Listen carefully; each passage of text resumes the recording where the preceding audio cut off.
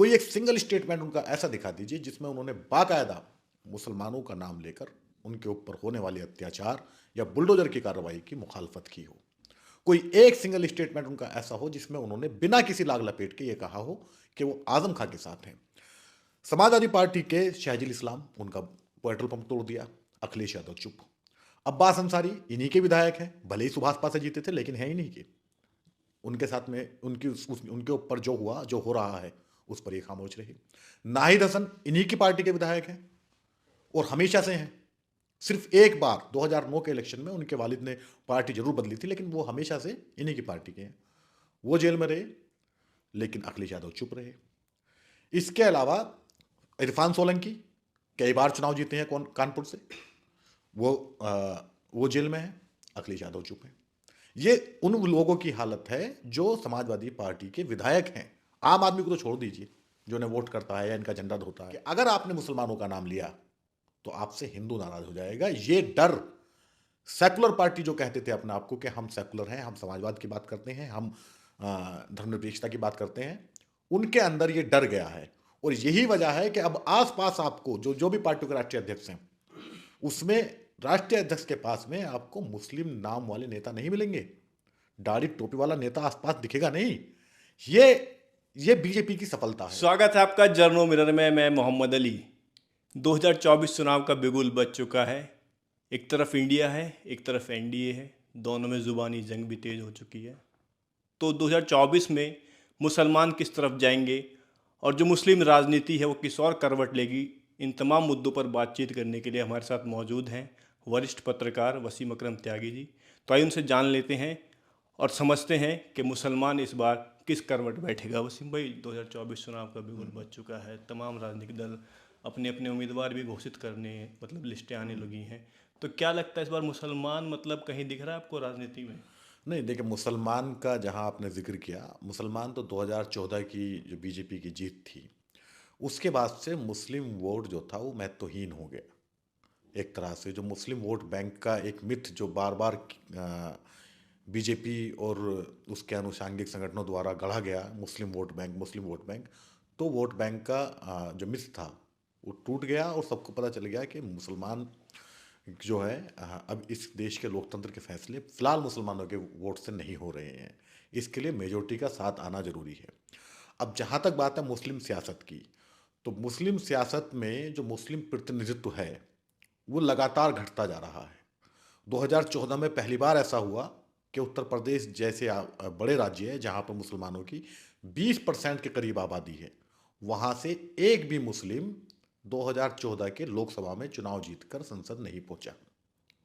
उसके बाद में बाई इलेक्शन में कैराना की सीट जरूर जीती, लेकिन वो पहला ऐसा चुनाव था आज़ादी के बाद से जिसमें यूपी से मुसलमान सांसद कोई लोकसभा में नहीं था। अब ये इंडिया और एनडीए की जो बात है, जहाँ तक इसमें कई सारे द्वंद्व हैं। एक तरफ कांग्रेस है जो इंडिया में शामिल है, जिसने इंडिया, कह सकते हैं जिसने इंडिया बनाया है। दूसरी तरफ समाजवादी पार्टी है। यूपी में मुसलमानों का वोट समाजवादी पार्टी को मिलता रहा है और ये मिलता रहा है समाजवादी पार्टी के गठन के बाद से। अब चूंकि 2022 में मुसलमानों ने बड़ी संख्या में, यानी कि आप कहिए कि एक तरफा समाजवादी पार्टी को वोट दिया, लेकिन उसके बावजूद सपा जो है वो सत्ता में नहीं आ पाई। तो मुसलमान छटपटा रहा था कि सपा पे जाए या कांग्रेस पे जाए, इन दो में फैसला करना चाहता। अब जिनका गठबंधन हो गया, ये एक तरह से समाजवादी पार्टी के लिए संजीवनी है ये गठबंधन, क्योंकि अखिलेश यादव जब से उन्होंने पार्टी की कमान संभाली है, कोई उनका एक सिंगल कोई ऐसा बयान दिखा दीजिए जिसमें उन्होंने प्रधानमंत्री नरेंद्र मोदी का नाम लेकर उनकी आलोचना की हो। कोई एक सिंगल स्टेटमेंट उनका ऐसा दिखा दीजिए जिसमें उन्होंने बाकायदा मुसलमानों का नाम लेकर उनके ऊपर होने वाले अत्याचार या बुलडोजर की कार्रवाई की मुखालफत की हो। कोई एक सिंगल स्टेटमेंट उनका ऐसा हो जिसमें उन्होंने बिना किसी लाग लपेट के ये कहा हो कि वो आजम खां के साथ हैं। समाजवादी पार्टी के शहजील इस्लाम, उनका पेट्रोल पंप तोड़ दिया। अखिलेश यादव चुप। अब्बास अंसारी इन्हीं के विधायक हैं, भले ही सुभाष पासे जीते थे लेकिन हैं इन्हीं के। उनके साथ में उनके ऊपर जो हुआ, जो हो रहा है, उस पर ये खामोश रही। नाहिद हसन इन्हीं की पार्टी के विधायक हैं और हमेशा से हैं। सिर्फ एक बार 2009 के इलेक्शन में उनके वालिद ने पार्टी जरूर बदली थी, लेकिन वो हमेशा से इन्हीं की पार्टी के हैं। वो जेल में रहे, लेकिन अखिलेश यादव चुप रहे। इसके अलावा इरफान सोलंकी कई बार चुनाव जीते हैं कानपुर से, वो वो जेल में है, अखिलेश यादव चुप है। ये उन लोगों की हालत है जो समाजवादी पार्टी के विधायक हैं। आम आदमी को तो छोड़ दीजिए, जो उन्हें वोट करता है या इनका झंडा धोता है। तो लेकिन ये जो अब पीडीए से निकल करके ये इंडिया में जो आए, इसने मुसलमानों को एक तरफ फिर से एक तरफ से संजीवनी बूटी ये कांग्रेस के माध्यम से देने जा रहे हैं समाजवादी पार्टी को। अब उसमें भी कई सारी चीज़ें हैं, जैसे यूपी में जिन सीटों पे गठबंधन हुआ है रालोद का या आप समझिए डायरेक्ट मुसलमानों का वोट सीधे तौर पर भाजपा को नहीं जा रहा, लेकिन वाया रालोद जा रहा है और चला जाएगा। इसके बहुत हद तक चांस हैं। अभी भी रालोद के पास में 2 मुस्लिम विधायक हैं। फिर दूसरी बार जो कैंडिडेट रालोद ने डिक्लेयर किए हैं लोकसभा के, चाहे वो चंदन चौहान हो या फिर सांगवान, इन दोनों की मुसलमानों के अंदर पैठ है। तो हो सकता है कि मुसलमानों का वोट उधर भी चला जाए और जाने की। लेकिन अभी तक जो देखा गया है, जो मौजूदा राजनीति है, मुसलमान बीजेपी को वोट देने से बचता है, कतराता है। लेकिन आप कह रहे हैं कि जो रालोद का अलायंस हुआ है उसमें वाया रालोद बीजेपी को वोट जाएगा। डायरेक्ट नहीं जा रहा है, एक तरफा वोट नहीं जा रहा है, डायरेक्ट नहीं जा रहा, वाया जा रहा है। फिर एक नैरेटिव टूटा है लगातार। जिन मुसलमानों के घर बने हैं सरकार की योजना के तहत, जो योजना है उन्हें लाभार्थी बता करके बीजेपी ने मुस्लिम वोट बैंक में भी सेंधमारी की है। भले ही वो थोड़ी मात्रा में हो, लेकिन हर सीट पे आप देखेंगे कि 3000 से 4000 जो विधानसभा की सीटें हैं वहाँ मुसलमानों का वोट बीजेपी को गया है, खासतौर से पश्चिम उत्तर प्रदेश में। और यही लगभग हर सीट की हालत है। कुछ सीटें हो सकती हैं अपवाद के लिए जहाँ पर वोट नहीं गया, लेकिन ज़्यादातर सीटों की स्थिति यही है। पिछली बार संजीव बालियान 4500 वोट से चुनाव जीते थे मुजफ्फरनगर से। वो मात्र मुसलमानों का वोट था जिससे वो चुनाव जीत पाए, जो चुनाव जीतने के लिए जो उन्हें चाहिए था। ये सारा वोट वो है जो, क्योंकि बीजेपी के कार्यकर्ता ने जो मेहनत की है उसे हम नज़रअंदाज नहीं कर सकते। पन्ना प्रमुख जैसी पोस्ट कोई सोच नहीं सकता था, वो लेकर आए और 4 आदमियों को, एक आदमी के ऊपर 4 आदमी की जिम्मेदारी दे दी कि आपको सिर्फ इन्हें बनाना है। एक वोट अगर वहाँ से भी तोड़ कर ला रहा है तो किसका लेकर आ रहा है? अखिलेश का लेकर आ रहा है, कांग्रेस का लेकर आ रहा है, बसपा का लेकर आ रहा है, बीजेपी का तो नहीं ला रहा ना। बीजेपी के लिए तो प्लस हो रहा है वो। तो ये सारी चीज़ें हैं और अभी तो दिलचस्प होने वाला है मुकाबला, अभी होगा मुकाबला अभी। अच्छा, वोट जो है वोट काम पे मिलती है या पन्ना प्रमुख जो वोटर तोड़ के लाता है उसके आधार पर मिलती है? देखिए, एक ख्वाब दिखाया जाता है, एक भ्रम बनाया जाता है, एक ख्वाब दिखाया जाता है, एक सपना बेचा जाता है। उस सपने को जो जितने अच्छे तरीके से बेच लेगा वो जनता का वोट ले जाएगा। जैसे 15 लाख का सपना बेचा गया, अच्छे दिन का सपना बेचा गया, तो वोट ले गया बीजेपी। अब यहाँ कहने के लिए नहीं है कोई, अब बहुत सारी चीज़ें हैं। अब राम मंदिर का सपना बेचा जाएगा, काशी मथुरा का सपना बेचा जाएगा। इसके अलावा एक डर की राजनीति जो इस देश के अंदर हो रही है, मुसलमानों का डर दिखाओ बहुसंख्यकों को और वोट उनका कब्जे में कर लीजिए, वोट ले लीजिए। एक जो भ्रमजाल जो फैलाया जा रहा है, उस भ्रम के चक्कर में भी वोट जा रहा है। काम के आधार पर वोट उतना ज़्यादा अभी फिलहाल नहीं मिल रहा, खासतौर से यूपी में तो नहीं मिल रहा। अच्छा वसीम भाई, ये बताइए, जो मुस्लिम हैं वो जिस पर भी भरोसा करते हैं, चाहे आपको यूपी में आरएलडी पर भरोसा किया वो बीजेपी के साथ मिल जाता है, बिहार में नीतीश कुमार पर भरोसा किया वो बीजेपी के साथ मिल जाता है, महाराष्ट्र में एनसीपी के साथ भरोसा किया वो बीजेपी के साथ चले जाते हैं। तो मुसलमान भरोसा गलत लोगों पर कर रहा है या जिन लोगों पर भरोसा कर रहा है वो लोग गलत हैं? देखिए, दोनों ही चीज़ें हैं। भरोसा गलत लोगों पे कर रहा है या जिन पर भरोसा कर रहा है वो लोग गलत हैं, बात तो लगभग एक ही है। लेकिन विचारधारा नाम की कोई चीज़ खास तौर से क्षेत्रीय दलों में तो नहीं बची है कि विचारधारा से हम इस विचारधारा से हम हाथ नहीं मिलाएंगे किसी भी कीमत पर। उसमें अगर हम ढूंढते हैं तो सिर्फ एक पार्टी हमें नजर आती है, वो लालू यादव की पार्टी क्षेत्रीय दलों में। जी, उन्होंने अपना सब कुछ मंजूर किया, हर तरह का इल्ज़ाम, हर तरह की सजाएं जो भी थी वो सब कुछ मंजूर किया, लेकिन वो बीजेपी के साथ जाने के लिए उन्होंने कभी हामी नहीं भरी। इसके अलावा बाकी और कोई नहीं दिखता। बाकी सब इस इंतजार में है कि किस तरीके से बुलावा आए तो हम उस नाव में सवार हो जाएं। सबको लग रहा है कि बहती गंगा है, हाथ धो लीजिए, राम नाम की लूट है, लूट सके तो लूट, वो वाली कहानी हो रही है। वही जयंत के साथ हुआ। जयंत ने भी कह दिया मेरा तो दिल जीत लिया, उससे पहले वो कह रहे थे मैं तो चवन्नी हूँ जब पलट जाऊंगी। आखिर क्या हुआ नतीजा? चवन्नी पलट गई। तो यही जो इनकी जो विरासत है, जयंत ने एक तरह से कही है। वो कह रहे थे कि मैं मुझे तो मोदी जी में बड़े चौधरी साहब नजर आते हैं, उन्हें आते होंगे नजर, लेकिन हमें तो जयंत जी में अजीत सिंह जी नजर आए। वो कभी आपके सपा के साथ रहे, कभी कांग्रेस के साथ रहे, कभी बीजेपी के साथ रहे, यही जब जयंत कर रहे हैं तो उन्होंने भी यही किया। अपने विधायक लेकर के चले गए वहाँ पे, अब 2 लोकसभा की सीटें ले ली।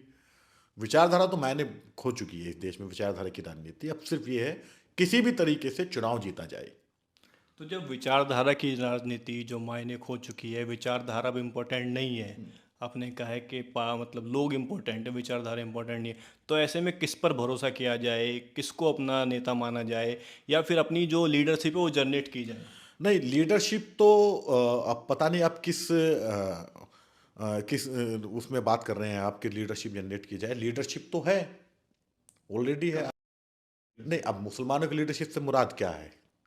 कोई मुसलमानों का नेता हो, कोई पार्टी हो नहीं, जिसको मुसलमान मुसलमान वोट दे, जैसे मुसलमानों का। जैसे बिहार में यादवों की पार्टी है आरजेडी, अखिलेश की पार्टी, यूपी में भी आरजेडी, जाटों की पार्टी है आरएलडी, ऐसे ही तमाम जगह पार्टी है। महाराष्ट्र में चले जाओ, वहाँ पे शिवसेना है, एनसीपी है। मुसलमानों की पार्टी कहाँ है? नहीं नहीं, मुसलमानों की पार्टी क्यों होनी चाहिए? बड़ा सवाल तो ये है ना। पार्टी सबकी होनी चाहिए ना।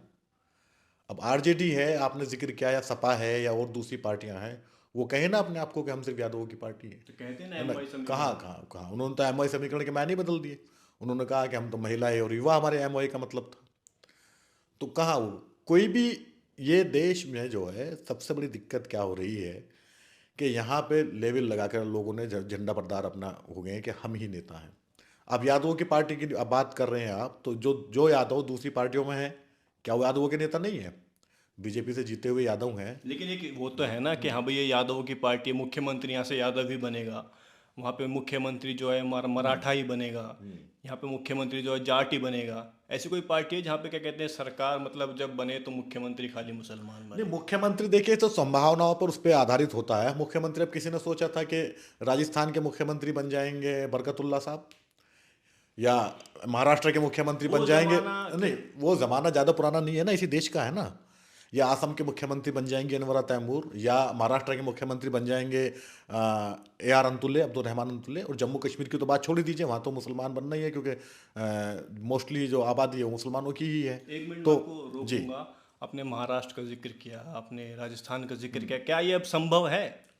संभव तो देखिए, संभव तो है, लेकिन इसके लिए सवाल ये है कि जिस पैटर्न पे हमारी राजनीति चल रही है, वो पैटर्न आप किसे बीजेपी की, आप चाहे कितने विरोधी हों उससे, लेकिन आपको मानना पड़ेगा कि उस पैटर्न को तोड़ा है। वो पैटर्न अब नया सेट किया है बीजेपी ने, कि अगर आपने मुसलमानों का नाम लिया तो आपसे हिंदू नाराज हो जाएगा। ये डर सेकुलर पार्टी जो कहते थे अपने आप को कि हम सेकुलर हैं, हम समाजवाद की बात करते हैं, हम धर्मनिरपेक्षता की बात करते हैं, उनके अंदर ये डर गया है। और यही वजह है कि अब आसपास आपको जो जो भी पार्टियों के राष्ट्रीय अध्यक्ष हैं, उसमें राष्ट्रीय अध्यक्ष के पास में आपको मुस्लिम नाम वाले नेता नहीं मिलेंगे। दाढ़ी टोपी वाला नेता आसपास दिखेगा नहीं। ये ये बीजेपी की सफलता है। और इस सफलता को और सफलता बनाने के लिए जिस तरह की से सेकुलर पार्टियां डरी हैं और बैकफुट पे आई हैं, डिफेंस में आई हैं, वो कह ही नहीं पाए कि जब उनसे कहा गया कि असम का चुनाव का मैं आपको उदाहरण दूंगा, पूरा चुनाव असम का मौलाना बदरुद्दीन अजमल के नाम पर लड़ा गया कि हेमंत बिस्व शर्मा और ये अमित शाह वगैरह ये बार बार कहते थे कि आपके वोट लेकर के बदरुद्दीन मुख्यमंत्री बनेगा। क्यों नहीं बन सकता बदरुद्दीन मुख्यमंत्री? इस देश का नागरिक नहीं है, इस देश का वोटर नहीं है, क्या नहीं है उसके पास में? उतना ही भारतीय है जितना आप हो, उतने ही अधिकार है जितने आपके पास हैं। तो ये जो पैटर्न लेकर आई है बीजेपी कि मुसलमानों के पास, मुसलमान अगर दिख गया तुम्हारे पास में, वो खुद को दिखाते हैं, देखो हम मुसलमानों के हमदर्द हैं। वो खुद अपनी स्वभाव में दिखाएंगे, दाढ़ी वाले भी दिखाएंगे, टोपी वाले भी दिखाएंगे, हिजाब पहनी हुई, बुर्का लगाई हुई महिला भी दिखाएंगे। लेकिन जैसे ही राहुल गांधी के साथ भारत जोड़ो यात्रा में अगर 2 मुस्लिम बच्ची हिजाब पहनकर चल देती हैं तो उन्हें ट्रोल करेंगे यही लोग। तो इन्होंने ये डर पहुंचाया है वहां तक। और विडंबना ये है कि इस डर को एक्सेप्ट कर लिया इन समाज, ये सो कॉल्ड जो सेकुलर पार्टी है, इन्होंने इस डर को एक्सेप्ट कर लिया और वो डर गए और बैकफुट पर आ गए। वो अपने आप को मुसलमान से दूर रखना शुरू कर लिया। बीजेपी डराती, वही आपकी बात, बीजेपी डराती है तो विपक्षी पार्टियां डर जाती हैं। हाँ, डर रही है। तो आखिर कब तक डरेंगी ये पार्टियां? अब जब तक इन्हें, अगर इन्हें सर्वाइव करना है तो डर निकालना होगा। अगर इन्हें सर्वाइव करना है इस देश के अंदर तो उन्हें डर निकालना होगा, और डर निकाल करके इन्हें कहना होगा भाई क्यों नहीं। आखिर इन्होंने इल्जाम लगाया तुष्टीकरण का, ये डर गए। इन्होंने दूसरे इल्जाम लगाए, ये डर गए, ये तो मुस्लिम हितैषी हैं। अब उन्होंने एक नया पैटर्न लेकर आए कि ये तो रामद्रोही है। मतलब जैसे राम पे पैटर्न सिर्फ बीजेपी का है, बीजेपी का कॉपीराइट है, कोई ना राम का नाम ले सकता है, ना राम को पूछ सकता है, ये पूरा पैटर्न है। अच्छा, बीजेपी इनको तो डराती है विपक्षी पार्टी को, लेकिन अपने मतलब जब उसके बात आती है तो कहीं ना कहीं सॉफ्ट दिखती है। हमने देखा है कि उसकी मतलब उर्दू नाम के होर्डिंग भी लखनऊ में लगे हुए दिखे थे। और जब रैलियां होती हैं तो उनमें मुसलमानों का मतलब होते हैं अच्छे खासे दाढ़ी टोपी वाले, बुरके वाले। और जब हाल ही में लोकसभा चुनाव के टिकट डिक्लेयर हुए तो रमेश बिधूड़ी, साध्वी प्रज्ञा सिंह ठाकुर, और क्या कहते हैं आपका परवेज साहिब सिंह वर्मा, ऐसे लोगों के टिकट भी काटे गए। उन्होंने एक संदेश दिया कि मतलब मुस्लिम विरोधी अगर बयानबाजी होंगी तुम इस तरह की भी जो कार्रवाई है वो कर सकते हैं। नहीं, सिर्फ मुस्लिम विरोधी अच्छी बात है अगर उन्होंने ये सोच कर टिकट काटा है कि इन लोगों के बयान सांप्रदायिक थे। अगर ये सोच करके बीजेपी टिकट काट रही है तो ये स्वागत योग्य है, इसका स्वागत होना चाहिए। लेकिन अब देखना यह है कि चुनाव अब आने वाले हैं, इस चुनाव में नेताओं की भाषा कैसी होगी। हमारे तो प्रधानमंत्री खुद वोट मांगते हैं मुसलमानों का डर दिखाकर। राजस्थान के चुनाव में उन्होंने पूरा इलेक्शन कन्हैया का जिक्र किया, उसी चुनाव में वो जुनैद नासिर का जिक्र नहीं कर पाए, पहलू खान का जिक्र नहीं कर पाए। कितने घटनाएं घटी हैं उसमें। जयपुर में लिंचिंग हुई है चुनाव से कुछ दिन पहले ही, लेकिन उसका प्रधानमंत्री जब अपना यूपी में भाषण देते हैं, चुनावी रैली संबोधित करते हैं, तो कहते हैं मैं मुसलमानों के एक हाथ में कुरान और एक हाथ में लैपटॉप देखना चाहता हूँ। नहीं, वो उन्होंने वो चुनावी सभा में नहीं कहा था, उन्होंने एक इंटरव्यू के दौरान कहा था कि लैपटॉप और कुरान देखना चाहते हैं। ठीक है, अच्छी बात है, लैपटॉप और कुरान सिर्फ मुसलमानों के हाथों में क्यों देखना चाहते हैं। 69,000 शिक्षक बैठे हुए हैं वहाँ पर लखनऊ में, उनके हाथ में तो सब कुछ है, लैपटॉप भी है उनके पास में, वो बैठे हुए नौकरी के लिए। आप सबके हाथ में देख लीजिए। आप अपीजमेंट की बात करते हो मुसलमानों के साथ में, आप सिर्फ मुसलमानों का नाम क्यों ले रहे हो। फिर आपको हम सबको देखना चाहते हैं तो सबको कहिए। आप ही की पार्टी के नेता, मतलब मुसलमानों की बात करें नहीं, तब भी आपको नहीं, नहीं, दिक्कत, नहीं, 140 करोड़ जनता की बात करें तब भी बात ये है कि जो बात कही जा रही है उस पर अमल कितना किया जा रहा है। वो कह रहे हैं कि मैं मुसलमानों के एक हाथ में कुरान देखना चाहता हूँ, एक हाथ में लैपटॉप देखना चाहता हूँ। उन्हीं की पार्टी में गिरिराज सिंह है, वो कहते हैं मैं मुसलमानों को, कि मुसलमान अगर इस देश में ना होते तो देश इतना तरक्की कर गया होता, या मुसलमान चाहे तो पाकिस्तान चले जाएं, उनके लिए दरवाजे खुले हैं। और इस तरह के कई नेता हैं, कई और नेता हैं।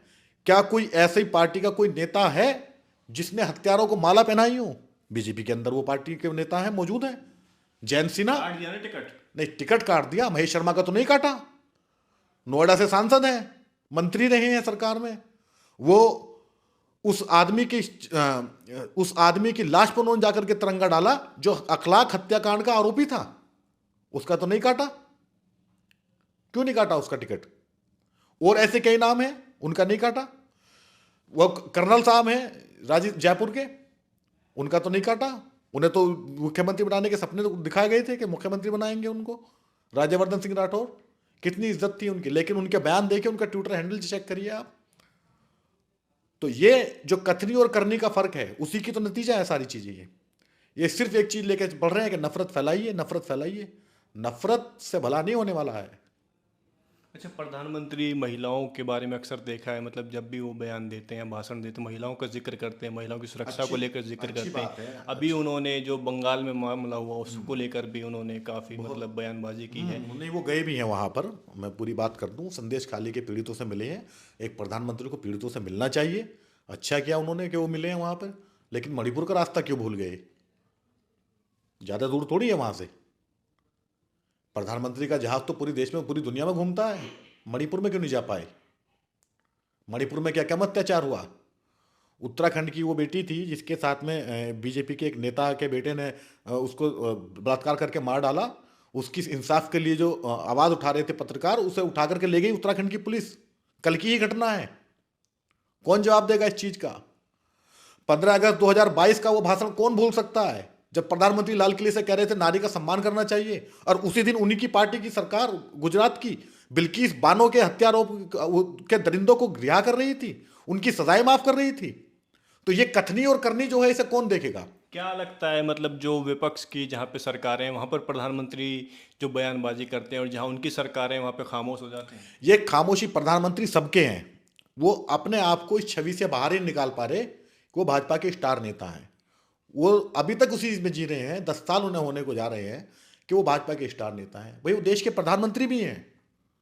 उनके लिए मणिपुर भी उतना ही अहम होना चाहिए जितना अहम संदेश खाली है।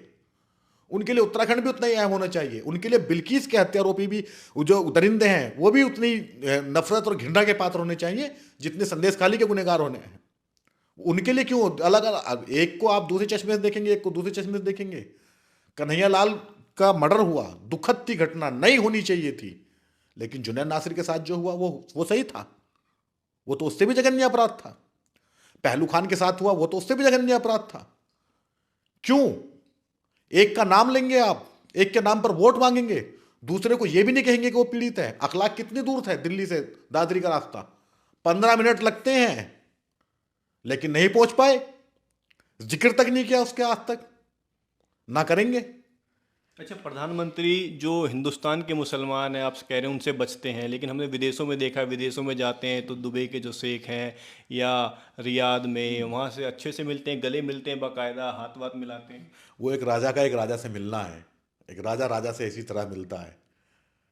अब हमें तो, हम देखते हैं ना, वो कम से कम इतना ही कर लें, उनकी पार्टी के जो जहरीले बयानबाजी के नेता हैं उन्हीं पे लगाम लगा लें।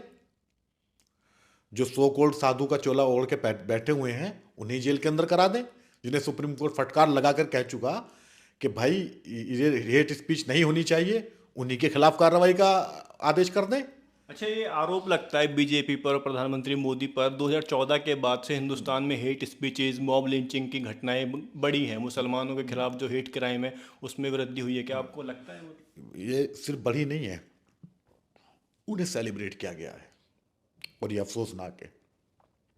ट्विटर के ट्रेंड आप भी एक्टिव रहते हैं, आप भी देखिएगा, जब भी कहीं इस देश में कोई ऐसी घटना घटती है, अप्रिय घटना, किसी की लिंचिंग हुई हो, किसी के साथ में ज्यादती हुई हो, तो उसे जो करने वाले हैं उनके समर्थन में ट्विटर पे ट्रेंड चलने शुरू हो जाते हैं। आपको एक छोटी सी घटना का उदाहरण देकर समझाऊंगा। डासना में एक छोटे से बच्चे को मंदिर की पुजारी की जो महंत है, तथाकथित महंत, उनके संरक्षण में पलने वाले एक शख्स ने एक बच्चे को पीटा पानी पीने के जुर्म में। उसके समर्थन में ट्विटर पे ट्रेंड चला। अलीमुद्दीन के हत्यारे झारखंड से जेल से छूट के आए, जिन्होंने लिंचिंग करके उसको मारा था, उन्हें माला पहनाई, जयंत सिन्हा ने मिठाई खिलाई। महेश शर्मा का जिक्र मैंने किया ही है कि ये किसके शव पर इन्होंने तिरंगा फहराया था।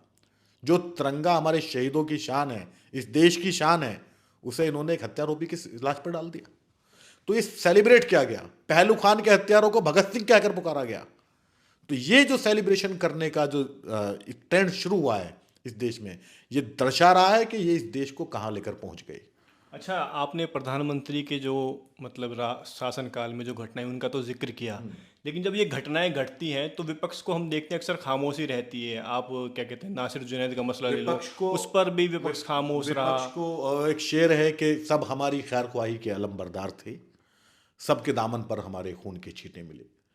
विपक्ष को इस जगह लाकर खड़ा कर दिया है भारतीय जनता पार्टी ने कि विपक्ष अगर मुसलमानों का नाम ले तो मुसीबत, मुसलमानों पर हुए जुल्म का अगर वो बयां करे तो मुसीबत।